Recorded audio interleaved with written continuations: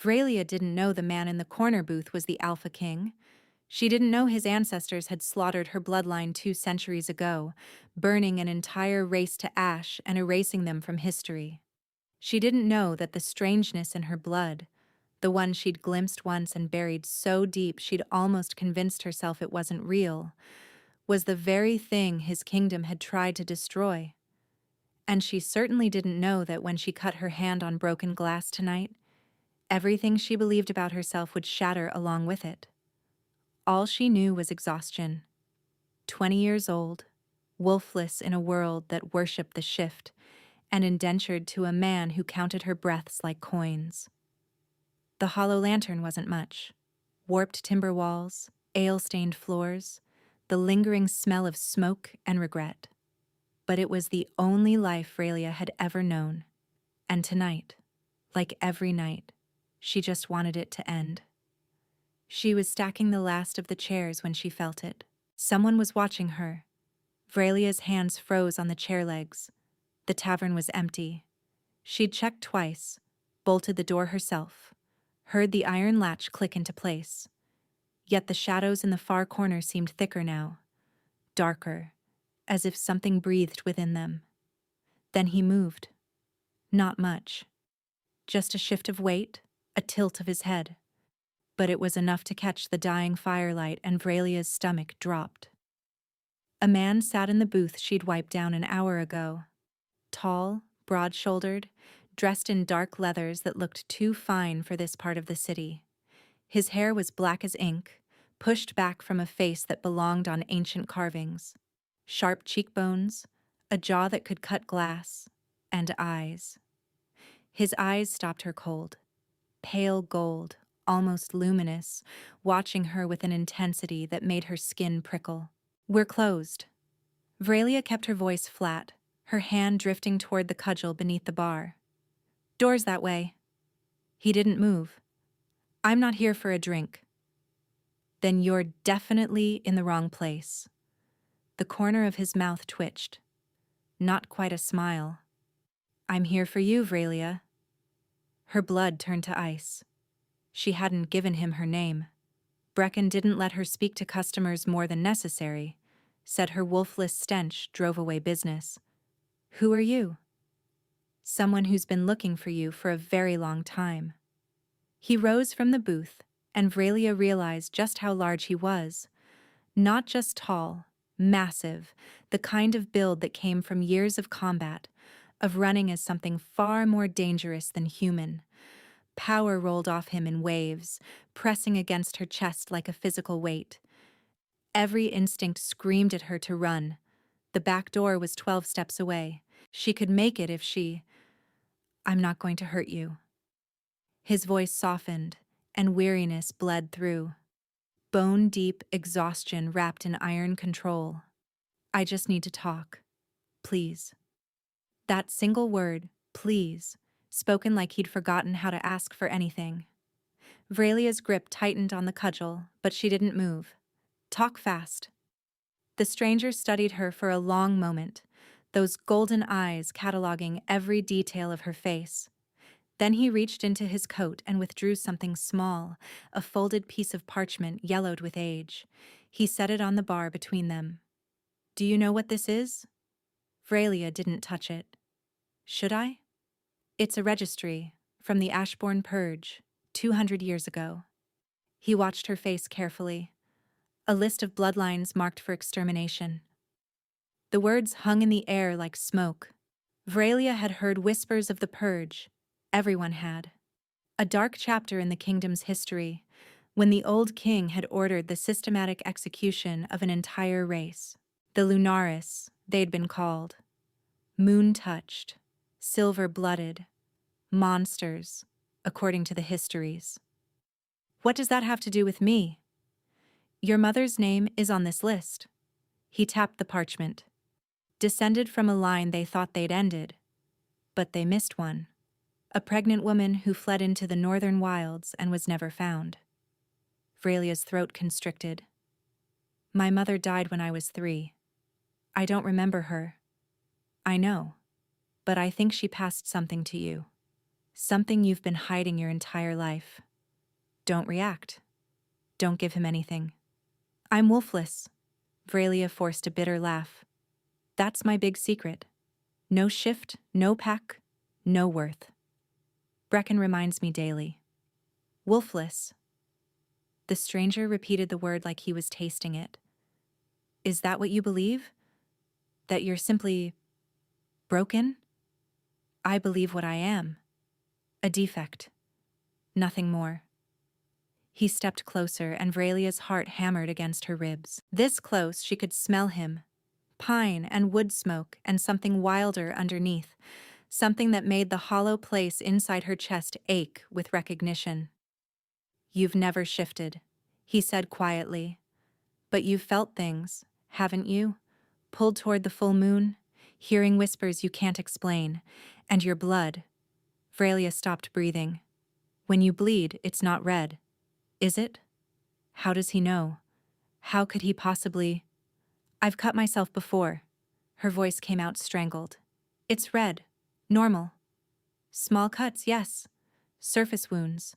Your body learned to hide it. His eyes bore into hers. But if you bled deeply, truly bled, it would run silver. Like moonlight given form. Before you continue, please take a moment to like and subscribe. The room tilted. Vralia gripped the bar to steady herself, memories crashing through her. The accident when she was 12, the gash on her thigh that had wept something luminous before scabbing over. The way she'd hidden the stained cloth and never spoken of it.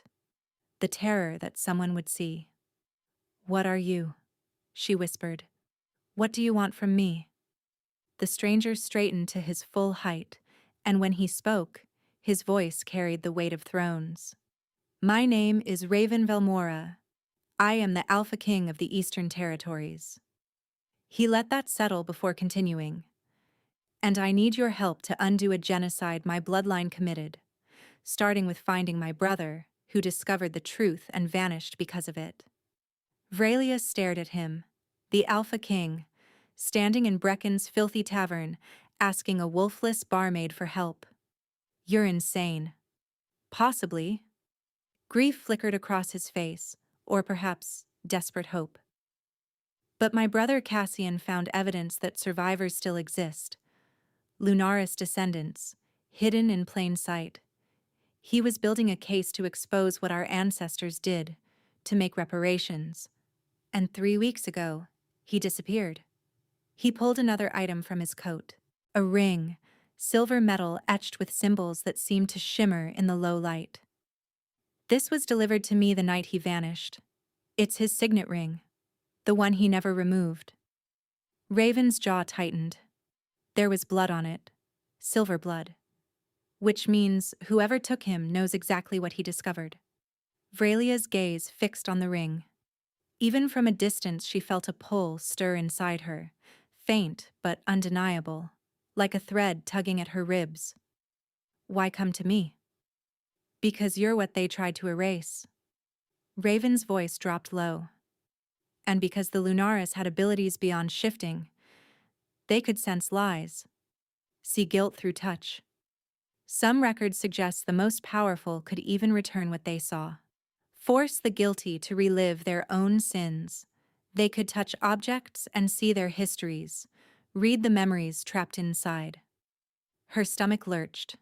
The flashes she'd had her whole life, images that didn't belong to her when she touched certain things. She'd thought she was going mad. You want me to read the ring? I want you to help me find my brother. He held her gaze. 7 days. That's all I'm asking. Help me trace what happened and I'll give you something in return. I don't want your gold. I'm not offering gold. Raven's expression hardened. I'm offering the truth about what you are. I have archives from before the purge. Journals, histories, bloodline records, everything my ancestors tried to burn. He paused. Help me find Cassian, and I'll give you back your heritage, your identity. The proof that you were never broken, just the last of something they feared too much to let survive. The weight of his offer pressed against her chest. 20 years of believing she was defective. 20 years of Brecken's cruelty. The pact's rejection. The hollow ache of not belonging anywhere. And this stranger, this king, was offering her the one thing she'd never dared want. Answers. If I refuse, then I walk away, and you never see me again. His voice was steady, but she caught the tension in his shoulders. I won't force you, Vralia. The Lunarists were taken against their will once. I won't repeat my ancestors' sins. She looked at the ring in his hand, felt that strange pull intensify, whispering at the edges of her awareness. Touch me, it seemed to say. See what I've seen. 7 days, she said slowly, and then I'm free to go. You have my word. Your word means nothing to me. You're the blood of the men who murdered my people. Raven flinched, actually flinched, and Vralia felt a grim satisfaction at landing the blow. Then tell me what would mean something. She considered him, the most powerful man in the kingdom, standing in a tavern that smelled of sour ale, asking a wolfless girl to name her terms. A blood oath, she said, sealed and binding, and if you break it, the magic takes your life, not mine. His golden eyes widened slightly. Then, slowly, he smiled. Not with arrogance, but with something that looked almost like respect. You have teeth, after all. You have no idea. He drew a blade from his belt, and the firelight caught its edge. Silver metal, just like the ring. Then let's make it official. Raven drew the blade across his palm without hesitation. Blood welled up. Red, ordinary. The blood of kings and killers alike. He held his hand out, waiting. Vralia took the knife. The handle was warm from his grip, and she hated how aware she was of that small detail. She pressed the edge to her own palm, bracing herself. Please be red. Please be normal. The cut was shallow, but enough. Vralia watched the wound, heart pounding. Red. Thank the gods. It was red. She exhaled and pressed her palm to his before she could lose her nerve. The moment their blood touched, the world exploded. Light, silver and blinding, erupted from their joined hands. Vralia gasped as something ancient and enormous crashed through her, a force that felt like moonlight given consciousness. It poured into the spaces she'd kept hollow her entire life, filling them with warmth and terror, and a recognition so profound it brought tears to her eyes. And beneath it all, wrapped around the magic of the oath, she felt him. Not just his hand in hers, but his essence, grief and guilt and desperate hope, loneliness that echoed her own, a weight of responsibility that had crushed him for years. She felt his heartbeat sync with hers, felt a lock turning somewhere deep inside her, one that had waited centuries to open. Raven's breath hitched. His golden eyes blazed brighter than she'd ever seen them. What? His voice cracked.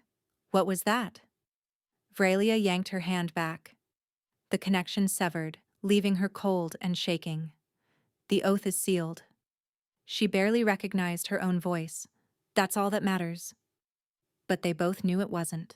Something had passed between them, far older than a simple blood oath. Something that made her want to step closer and run away in equal measure. Raven stared at his palm. The cut was already healing, but his expression remained shattered, stripped of that kingly composure. Tomorrow, he said finally, his voice rough. I'll send someone at dawn. And Brecken? I'll handle Brecken. A flash of cold fury crossed his face. You won't owe him another moment. He turned and walked toward the back door, the one Vralia knew she'd locked. How did you get in? She called after him. He paused, glancing over his shoulder. In the dim light, his eyes still held that strange glow. Some doors open for kings. A ghost of a smile. Others open for those who know how to ask. Then he was gone, melting into the night like he'd never existed.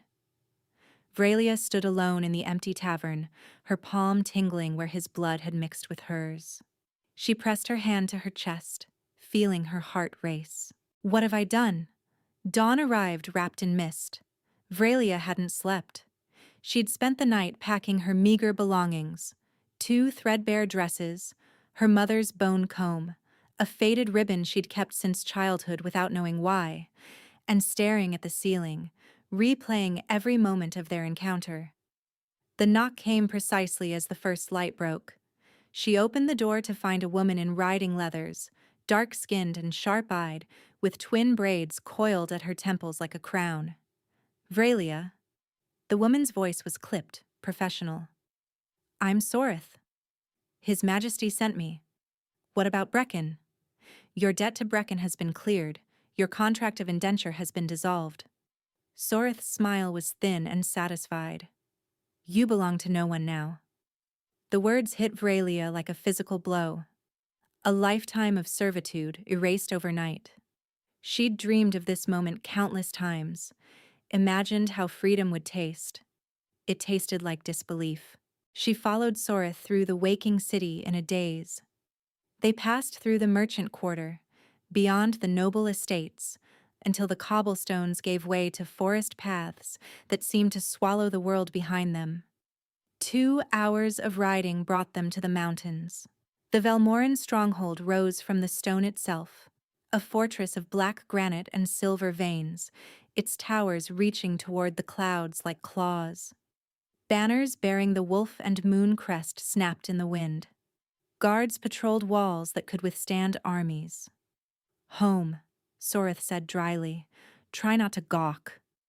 Inside, the fortress softened.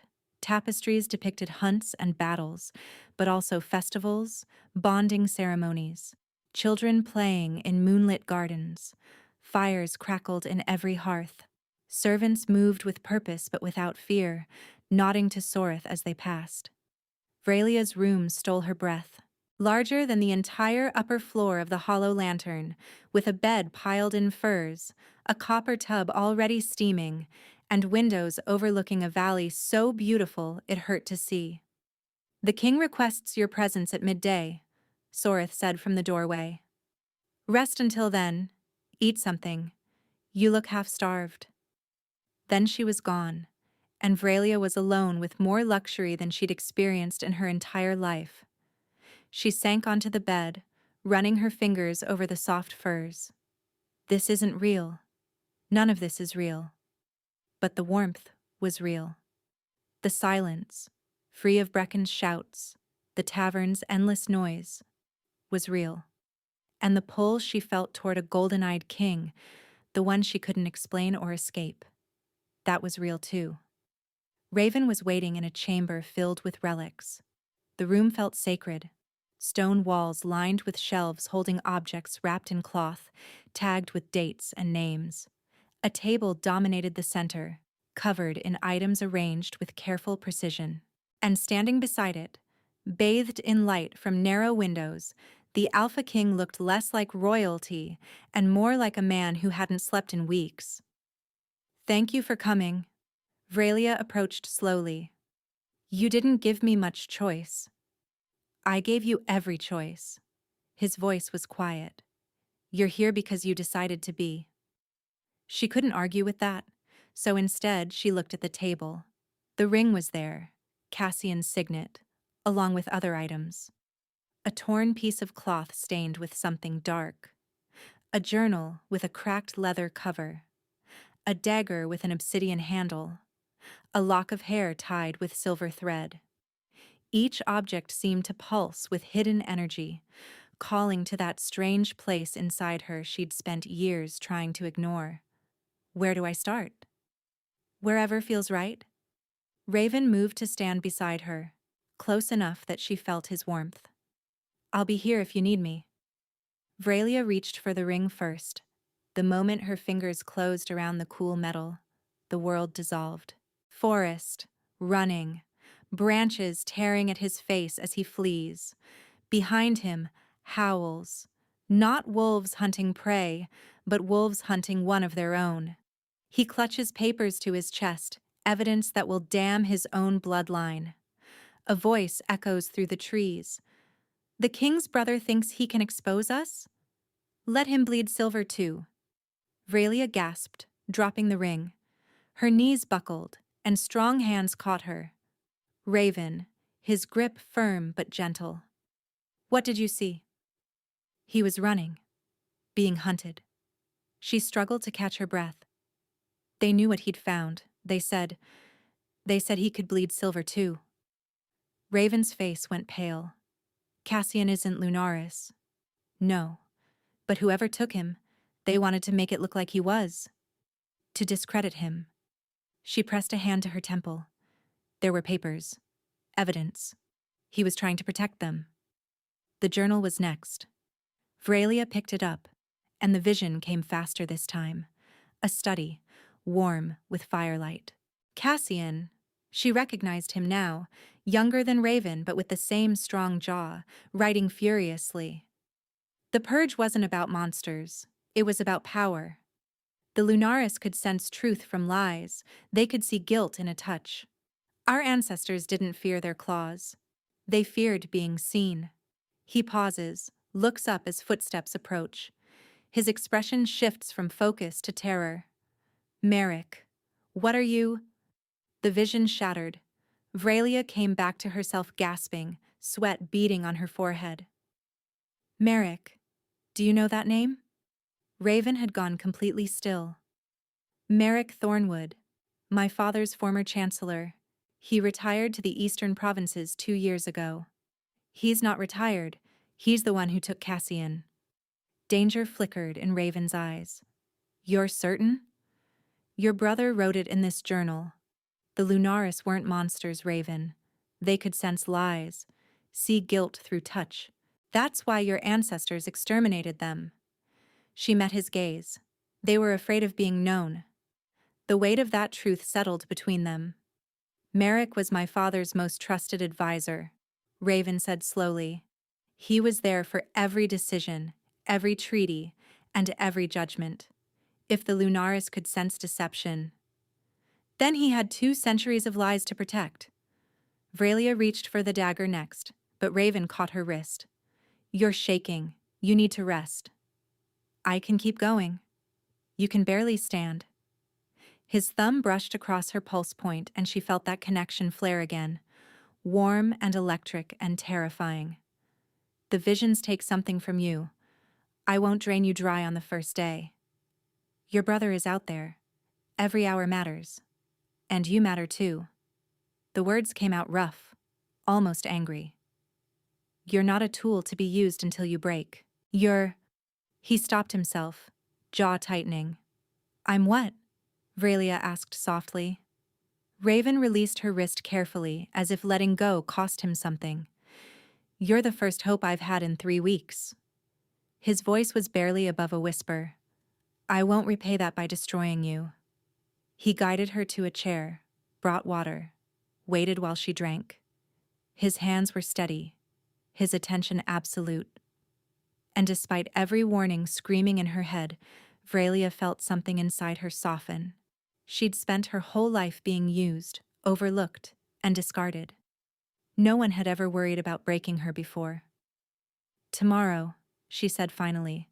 We continue tomorrow. Raven nodded, but his eyes held hers a moment longer than necessary. Tomorrow. The word felt like a promise neither of them was ready to name. The next 4 days blurred together in a rhythm Vralia hadn't expected. Mornings were for visions. She worked through the remaining objects. The cloth revealed a hidden chamber beneath Merrick's estate. The lock of hair showed Cassian still alive, chained but breathing. A letter fragment exposed 3 more conspirators, lords who had benefited from the purge and feared its exposure. Each vision cost her, left her trembling, sometimes weeping, always exhausted. And each time, Raven was there, catching her when she swayed, bringing water without being asked, giving her space to recover without hovering. Afternoons, she explored. The fortress was vast, but its people made it feel smaller. Warriors who nodded respectfully. servants who smiled without fear, children who ran through the courtyards, their laughter echoing off ancient stone. And everywhere she went, she felt him. Not watching. Raven was too careful for that. But aware. Like some invisible thread connected them, letting each know where the other was at all times. Evenings were the hardest. Because evenings they talked. It started accidentally. Vralia couldn't sleep after a particularly brutal vision. She'd felt Cassian's pain, the silver chains burning his skin, and wandered to the battlements for air. Raven was already there, staring at the stars like they held answers. "Can't sleep either?" she'd asked. "I haven't slept properly in 3 weeks." They'd stood in silence, and somehow that silence became conversation. Then conversation became ritual. Every night the battlements, just the two of them and the endless sky.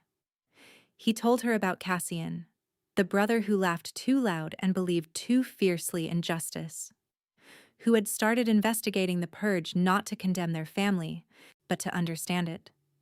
"He said we couldn't heal what we refused to see," Raven murmured, "that the kingdom would never truly be whole until we acknowledged what our ancestors did. He sounds brave. He's the best of us. Always has been." She told him about her mother. Fragments of memory, more feeling than image. Warm hands. A voice singing in a language Vralia didn't recognize. The scent of moonflowers. "She died protecting me," Vralia said. "I don't remember how I know that, but I do. She gave everything so I could survive." "Then we'll honor that," Raven said quietly, "by making sure her sacrifice meant something." On the 4th night, the air between them changed. Vralia arrived at the battlements to find Raven pacing, his usual control fraying at the edges. When he saw her, he stopped, and the rawness in his expression made her ribs constrict. "What's wrong?" "The council." He spat the word like poison. "They're questioning my judgment, asking why I've brought a wolfless stranger into the fortress, why I'm wasting resources on a brother they've already written off as dead. They don't know about me? About what I am? No, and they can't. Not yet." He ran a hand through his hair. "If Merrick has allies on the council, and I'm certain he does, they'll know the moment I reveal you.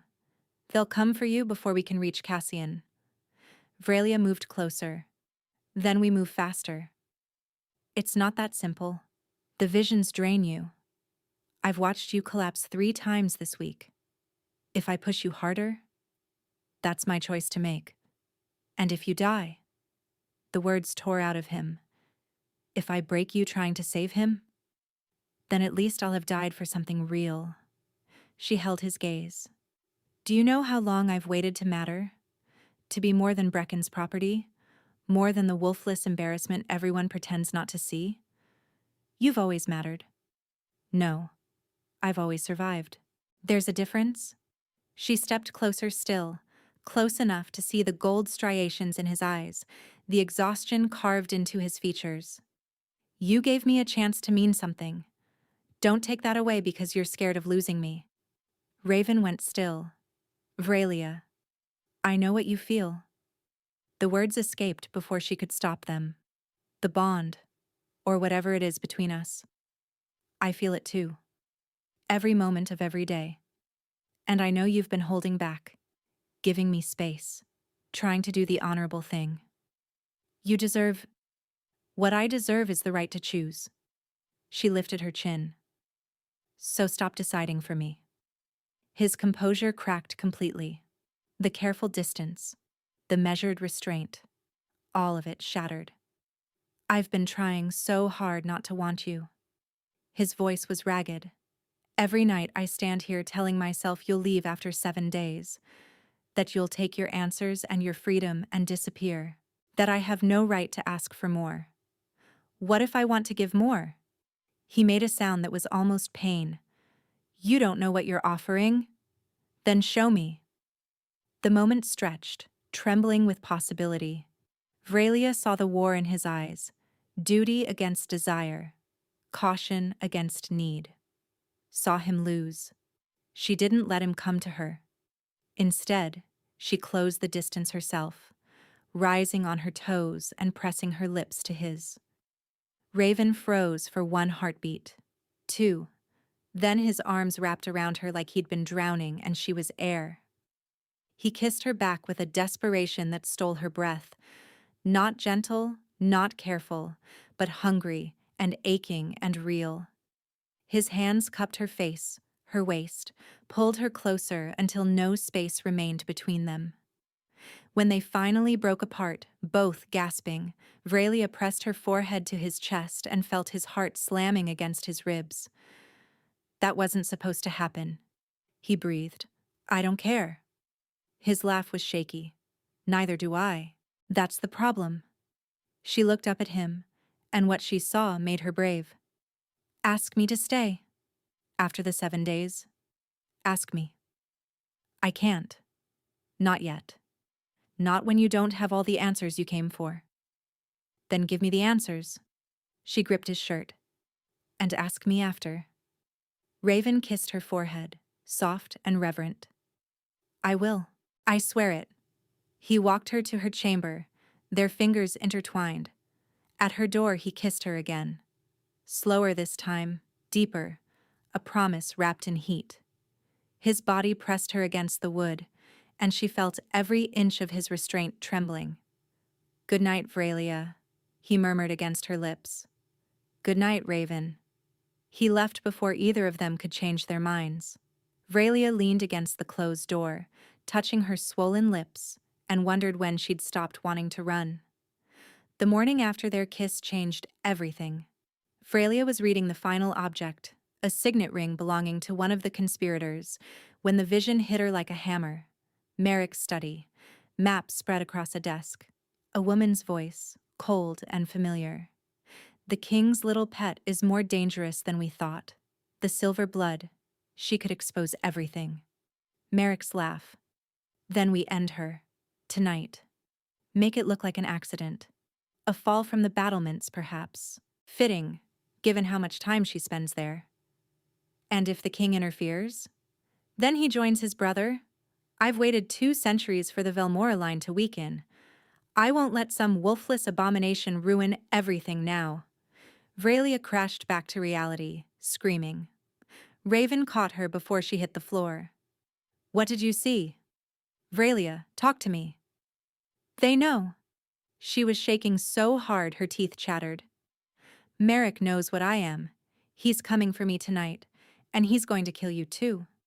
Raven's face went cold as winter steel. "Tell me everything." She recounted the vision in fragments, the woman's voice, the plan, the reference to 2 centuries. By the end, Raven was pacing like a caged wolf. 2 centuries, he repeated. Merrick isn't just a conspirator. He was there for the original purge. That's impossible. He'd be ancient, unless he found a way to extend his life. Raven's jaw clenched. Lunaris blood. The legends say it had properties beyond sight. Healing, longevity, if Merrick harvested survivors in secret. The implication hit Vralia like a blow. He's been keeping Lunaris alive, draining them, and hiding it for 200 years. Raven stopped pacing. Cassian must have discovered the harvesting. That's why Myrick took him, not just to silence him, but to add him to the supply. "We have to go, tonight, before they come for me." "Absolutely not. I'm sending you somewhere safe while you what? Walk into a trap alone?" Vralia grabbed his arm. "They're expecting you to send me away. They're counting on it. The moment I leave this fortress, I'm vulnerable. You're vulnerable here too. But here, I have you." She held his gaze. "We go together. Tonight. Before they make their move. If something happens to you, then I die fighting, not running." Her voice steadied. "I spent 20 years as a victim, Raven. I won't die as one." He stared at her, fierce protectiveness and raw terror warring in his eyes. Then he pulled her close, crushing her against his chest. If I tell you to run, you run. No arguments. No heroics. And if you go down, I'm not leaving you. Vralia. That's my condition. Take it or I go alone. His laugh was helpless, almost broken. You're impossible. So I've been told. He kissed her hard, poured every fear and hope into it. When he pulled back, his eyes were blazing. Then we end this tonight. They didn't wait for the assassins. By sunset, Raven had assembled his most trusted warriors, 12 wolves who had served his family since before he was born. Soreth led them, her face grim with purpose. Merrick's estate is half a night's ride, she reported. But he'll have guards, wards possibly, if the Lunaris blood gives him power. Then we hit hard and fast. Raven strapped on his sword. No warnings, no negotiations. Vralia dressed in borrowed leathers, a blade at her hip that Soreth had pressed into her hands. Ever used one? The warrior asked. No. Then aim for soft spots and don't hesitate. Soreth's smile was sharp. You'll do fine. They rode through darkness, the moon hidden by clouds. Vralia clung to her horse, hyper-aware of Raven beside her, the tension radiating from his frame. This is it. Whatever happens tonight, nothing will be the same. Merrick's estate emerged from the forest like a wound, a sprawling manor house surrounded by gardens that felt wrong somehow, too lush, too green for the season. Blood-fed, Soreth muttered. The soil reeks of it. They dismounted at the tree line. Raven turned to Vralia, his expression carved from stone. Stay close.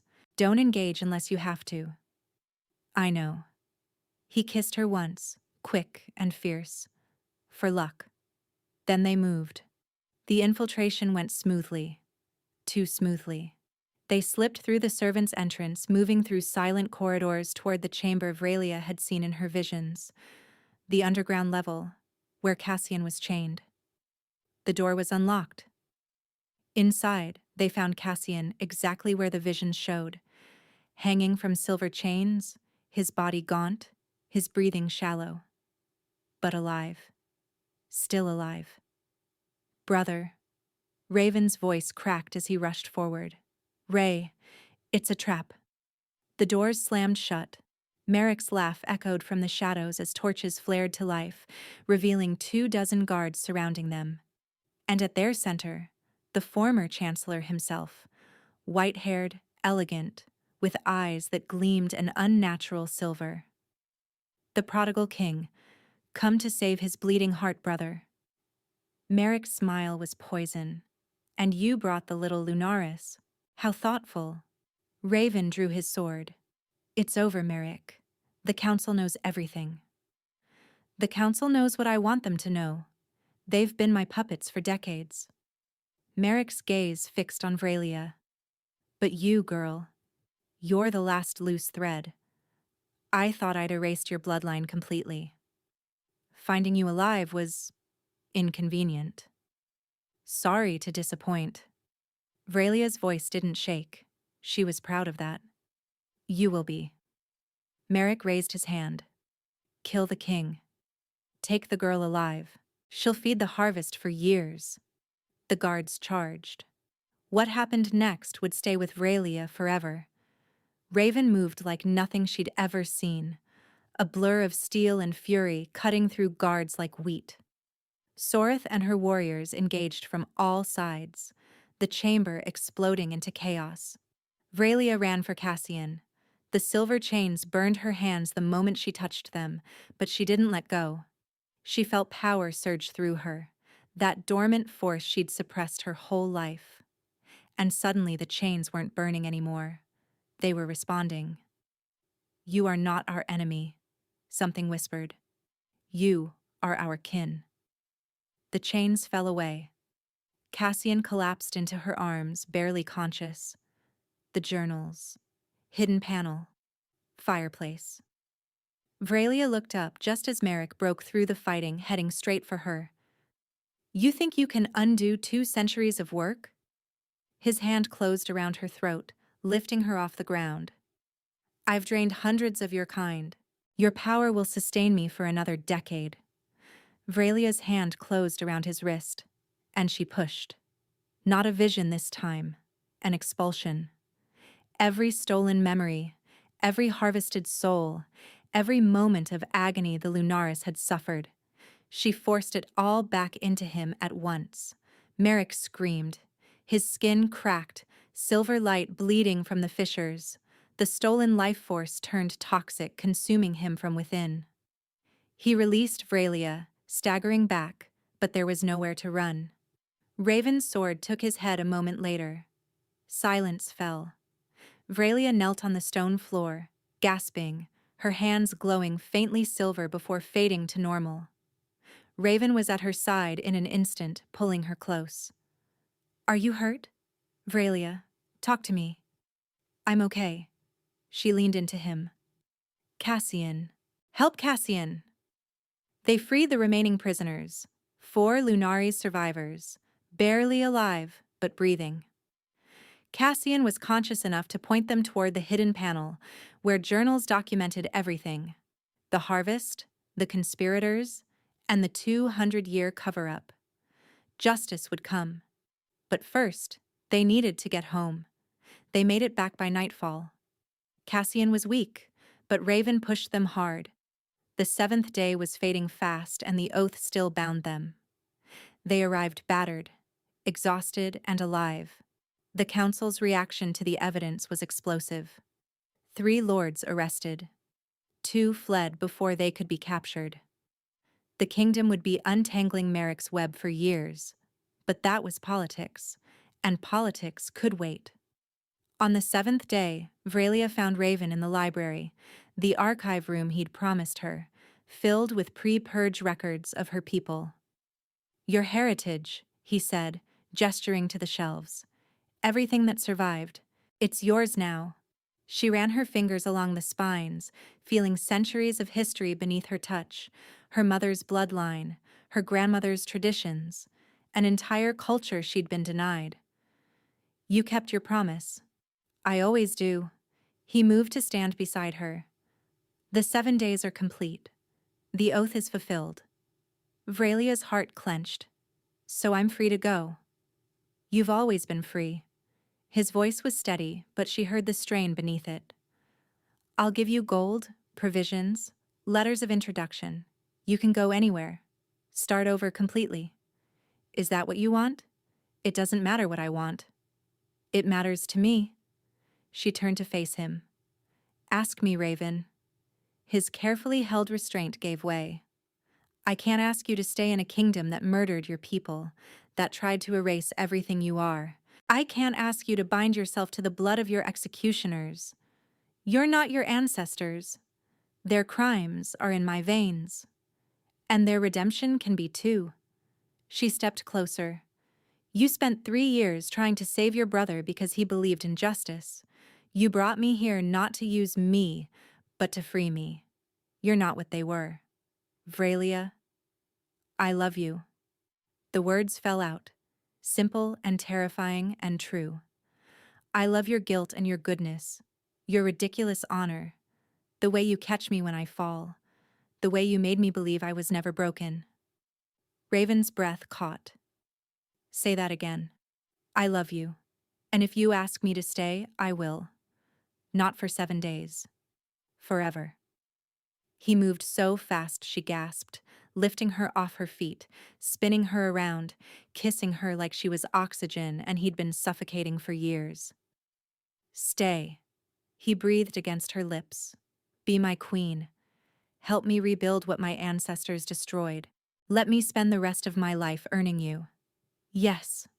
She was laughing and crying at once. Yes to all of it. From the doorway, Cassian's voice drifted in. Finally. I was starting to think I'd have to lock you both in a closet. They broke apart, laughing. Vrelia buried her face in Raven's chest while he threatened his brother with creative violence.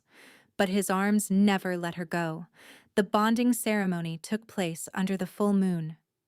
Vrelia wore silver, not white, but actual gleaming silver that caught the moonlight and made her glow. It was Cassian's idea, a reclaiming of what had been stolen. "Let them see exactly what they tried to destroy," he'd said, "and let them see you rise anyway."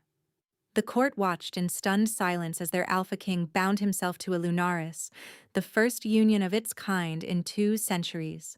Some faces held horror, others held hope. History was shifting, and everyone knew it. When they spoke their vows, Vralia felt the bond snap fully into place. Not chains this time, but wings. Something that lifted them both higher than either could reach alone. Raven kissed her, and the crowd erupted. The celebration lasted until dawn. There was dancing and laughter and toasts that grew increasingly tearful as the wine flowed. The 4 rescued Lunaris were guests of honor, their silver blood no longer a death sentence but a treasure. Cassian danced with Soreth until both were breathless. Vralia suspected there was a story there, but that was a tale for another time. Later, much later, she and Raven slipped away to their chambers. He loved her slowly, reverently, mapping every inch of her skin like he intended to memorize her completely. And she loved him back with everything she had, every hidden part, every suppressed power, and every fragment of the girl who'd once believed she was broken.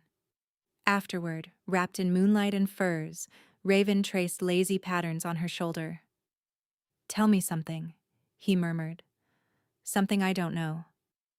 Vralia considered. "When I was little, before my mother died, she used to sing me to sleep in the old language. I didn't understand the words, but I remembered the melody." She hummed a few bars, soft and haunting. "I found the lyrics in your archive today. It was a lullaby about silver blood and moonlight, about children who would rise from ashes." Raven pulled her closer. She knew. Even then, she knew you'd survive. She knew I'd matter. Vralia's throat tightened. "She gave me everything so I could become this." "And what are you now?" She smiled against his chest. "Yours, and mine, and free." All 3. They lay in comfortable silence. Outside, the kingdom was still in turmoil. Trials to conduct, alliances to rebuild, wounds that would take generations to heal. But here, in this room, there was peace. "Your turn," Vralia said. "Tell me something I don't know." Raven was quiet for a moment. "That night in the tavern, when you agreed to help me, I almost backed out. Told myself I had no right to drag you into this, that you deserved peace, not the chaos of my world. What stopped you?" "You did." His arms tightened. "The way you looked at me when I said please, like no one had ever asked you for anything, like you'd spent your whole life waiting for someone to see you as more than what you lacked."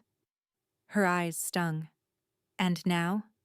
Now I see everything, the power you suppressed, the courage you've always had. The woman who faced down a 200-year-old monster and won." He kissed her hair. "You were never wolfless, Vralia. You were something rarer, something better." "What's that?" "Yourself." He tilted her chin up. "Exactly as you were meant to be." She kissed him then, tasting salt from tears she hadn't noticed falling. The moon shone through the window, painting them both in silver. And Vralia thought about the girl she'd been, exhausted, indebted, convinced she would never belong anywhere. That girl wouldn't believe this, wouldn't trust it. But Vralia wasn't that girl anymore. She was the last Lunaris, the Alpha Queen, the woman who bled silver and refused to disappear. And for the first time in her life, she was exactly where she belonged. Where are you listening from? Let me know in the comments. And if you enjoyed this story, please subscribe. It's free, and it helps more people find these tales.